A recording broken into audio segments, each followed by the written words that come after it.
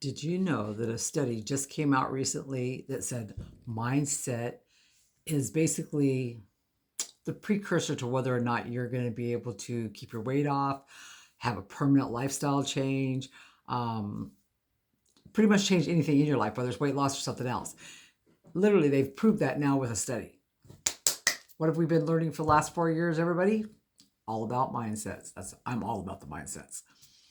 Okay, so I have so much to unpack today that I'm kind of bewildered where to start. I've got so much information.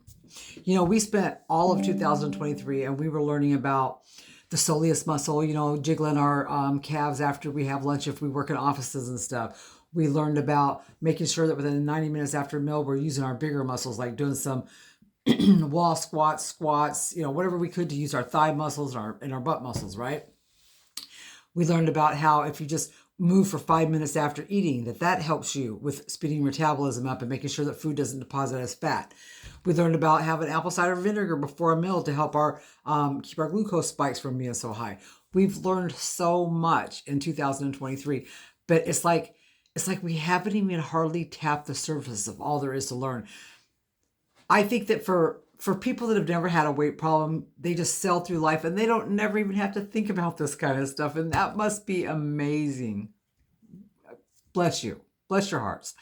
But for those of us that have spent a life obese and we've lost and gained, especially us yo-yoers, as chronic yo-yoers, we need more. We need more information. We need more guidance. We need more cues. We need more. We just need more. We need a t-shirt that says I need more. This says I have issues, because we all have issues, right? I've had this t-shirt, believe it or not, for 30 years. 30 years ago, during one of my phases where I was slimmer, this was something I had. I saved it all these years, and I can wear it again. Yeah, that's the one nice thing about losing all this weight, is I can wear some things that I just put away as memory things. Anyway, back to the information. So I am a chronic researcher. I am one of those people that has spent and still spends hours every day doing nothing but research. In between getting up, walking around, doing my movement and my activities and stuff, I don't work outside of the home, so I have the I have the blessing of getting to be able to just research to my heart's content, and I love to research. Every morning I get up and I have my coffee and I immediately read the news. I have 3 or 4 different news sources that I like, and no, I'm not going to tell you what they are. You have yours, I have mine. We all have our own, right? I'm not going to say mine are any better than anybody else's. I don't watch TV, so I don't really see the news on TV. I just see the news that I read. And like I said, I have several sources that I gather news from. And there's always something about this study that just came out, that study that just came out. And here's the thing, when you go and you read a study, let's say that you go and read a study on thyroid, because there's a bunch of them out on thyroid right now.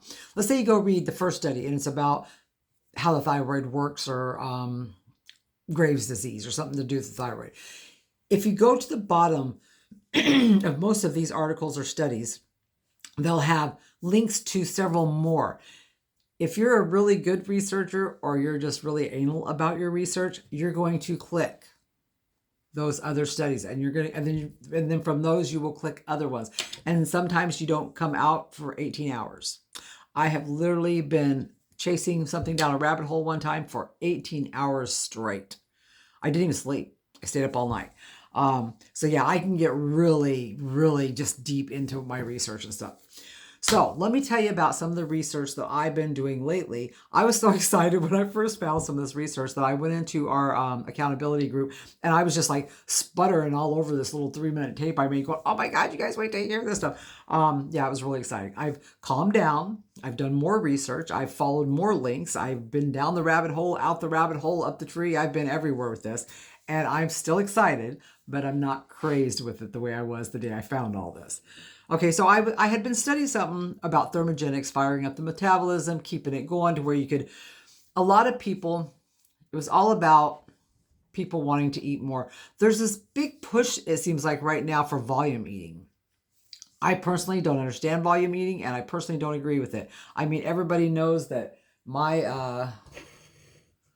my saying is small people eat small, and I stand by that. I'm sorry, but the small people that I have known in my life, the small people that I have that are still in my life, the small elderly people that I've known, The smallest people I know eat the least amount of food. And so I'm going to stand by my small people eat small, okay? But volume eating is a thing that has really been pushed. There's a thing called red line eating where they push eating under this line so that you can eat more. There's some diet gurus and stuff out there who are saying eat this 50% of your plate like this and 50% like this, you can eat more. There's a lot of pushing of volume eating. It's a big thing. And then they have those mukbang things. Oh my God, sorry. It makes me want to throw up. I can't stand to watch people eat anyway. I sure don't want to watch people eat massive amounts of food. It's just disgusting. I can't stand it. Okay, back to my information. Okay, because there are so many people who want to do volume eating, I thought to myself, how can we use what we do to lose weight and the things that we teach in here to help the people that cannot seem to eat less food? And there are people who cannot seem to eat less food. They need more food. Okay, I don't know why that is. But I don't know if it's psychological. I really don't know if it's psychological or what it is. I think if you're under 40, it makes sense that you have more of an appetite because you're chasing your kids around. If you have kids, you're busy, you're doing things. You're so much more active in your 30s than you are in your 40s, 50s, and 60s, which is where I am now. Okay, I'm active, but I'm not as active as I was back then. And since I'm not as active as I used to be, I have to figure out how to get my metabolism fired up in different ways, right? And eating huge meals would not benefit me. Trust me, it never has benefited me, but it sure wouldn't benefit me now. So one of the first things that I started looking for was things about thermogenics. Okay, thermogenics is a huge thing. Okay, so you know that compared to carbohydrates and fat, protein literally fires your metabolism up the best, right? Now, I've always known this, but somehow I got really sucked into believing that we did not need near as much protein as we had been led to believe we had for years. And I really let my protein slide, and I was not teaching people accurately when it came to protein. I feel really bad for that. And that's one of the reasons I'm putting out the information I'm putting out now, because I believe that I need to come back and say I was wrong about protein not mattering. Mattering, is that a word? I said protein didn't matter, and it does. That's the bottom line, okay? It does matter. It matters, okay? And when I said it didn't matter, I didn't say to get no protein. I was just like, don't worry about it. I was following the guide of doctors and scientists that I had seen and had watched for 5 years doing high carb, low fat vegan. And they were all basically saying, don't worry about the protein. You'll get it if you eat how we're telling you to eat, blah, blah, blah. And it wasn't true. Not only was I not getting the proper amounts of protein that you need for cellular functions and cellular repairs and just so many different things. Protein is needed in every cell of your body. If you're losing hair on a vegan diet and thinking it's the vegan diet, it's probably not the vegan diet. It's probably the lack of protein in the vegan diet. And here's the deal. It is so easy to get protein that now that I've actually sought out the higher sources of vegan protein, like pea crumbles, which only have one ingredient, peas, but it's the pea protein isolate in the crumbles, I guess, or something like that. But they only use peas, and it's like 45 grams of protein for the whole serving. So I use usually 2/3 of the serving because I'm not trying to get 45 for my size, my age, and everything. I'm trying to get around 30 per mil. But it's real easy to do. It's really easy to do, and I wasn't even coming close to it the way I was eating before, but I am now. But so that's just one example. I mean, they have high protein tofu now that you have 1.5 servings of that. Got your days, you're good. You're good to go. So you can make sure you get 25 to 30 grams that you got, and then you're going to fill it in with the green, like spinach has 4 grams. I mean, you'll fill it in with your greens and your other foods, but it's not that hard to get the protein that we need. But at first, you will have to be paying attention to what you're doing to make sure that you are getting the protein that you need, especially if you're doing low carb vegan, which if you're watching this video, I'm going to assume that you're doing low carb vegan. So you got to be paying attention to your protein, but you don't have to go crazy with it. And once you learn about it, it's easy. You'll just throw your meals together. It won't be no big deal. The reason you want that is because for this video, what we're talking about is the thermic effect. Protein is going to give you the biggest bang for your buck. Okay.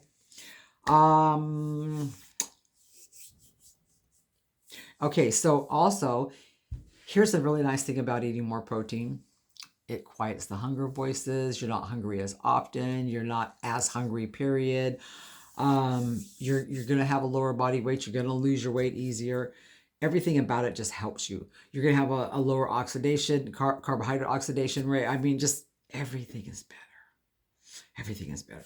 Okay, here's why oxidation is important. But let me tell you a way that you can get your body temperature up.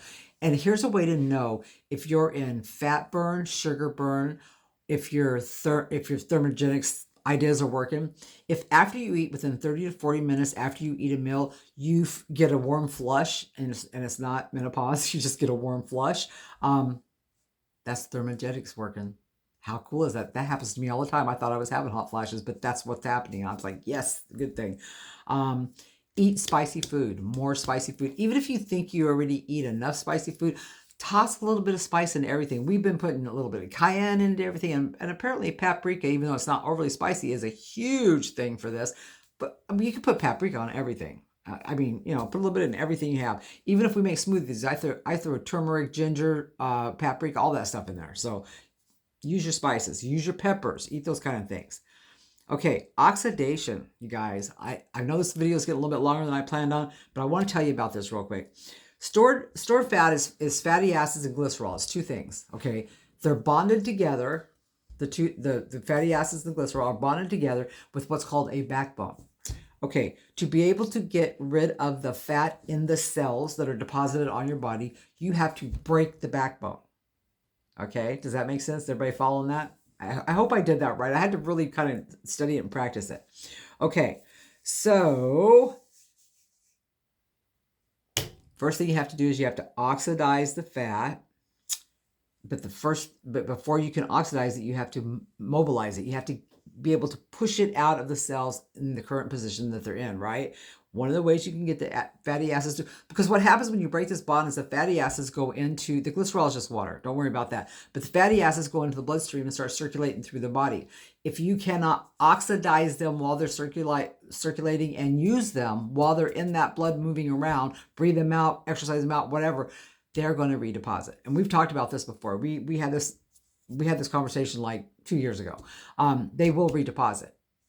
So all those little things we talk about, jiggling your calves, doing calf raises, moving your hands a lot, moving around, getting up and down, going up a single flight of stairs after a meal, moving around for 5 minutes after a meal, go walk down to your mailbox and back, walk down a hill and back, whatever you have to do. Within 90 minutes of eating, you want to be lifting something heavy. You want to be doing some squats, lift something.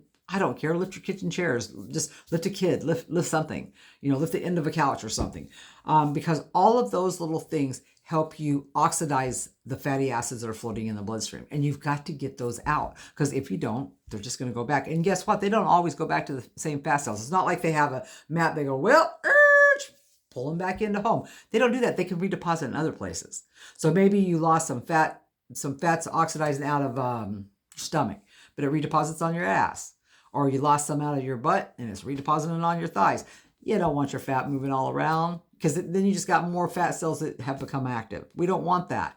Okay, you really don't want that. So we're going to be having more stuff on this. I am coming with some more information on this following soon, but this video is getting way too long and it stresses me out when they get this long. So I'm going to end this one here. Gives you guys something to think about, and I will be back with more on this subject coming up.